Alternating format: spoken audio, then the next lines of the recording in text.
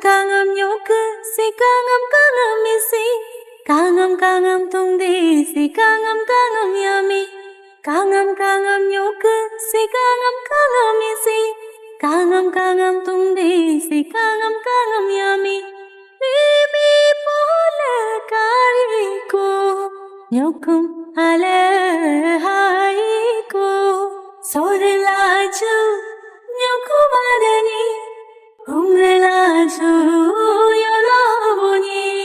sorlaju wala nyokumadani umrelaju yolavuni yare genchi apar gendagalaju pittapin satta saingalaju babulurum koryadum kogalaju settap seru kopung lagbung galaju nije padana tumpa solaju ane abu borobar manirlaju nyoy ngahing dugahing pualo so nyokumayo logahanyaralo so Rikambo padamu kolosi kolia rinyambo yamingu kolosi kolia nyokumana keso kolosi kolia rikambo dunkadalu kolosi kolia rinyambo ganyalo kolosi kolia boya bosonam samu kolosi kolia solina nyalaju kolosi kolia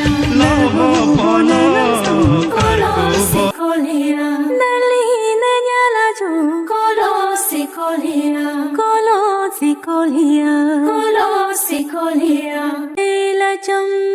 nachpi beka Nyoko mane no ngolam Rag rag dab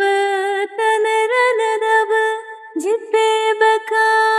yulo bulo Ela cham nachpi beka Nyoko mane no ngolam Tag rag dab tanran dab Jippe beka yulo bulo Homo maho bolente beka Atogum teno ayugam runo Nyoy ngahing dugahing pualo so Nyokumayo logahanyaralo so Kangam nyoku si 강am isi 강am tungdi si 강am yami 강am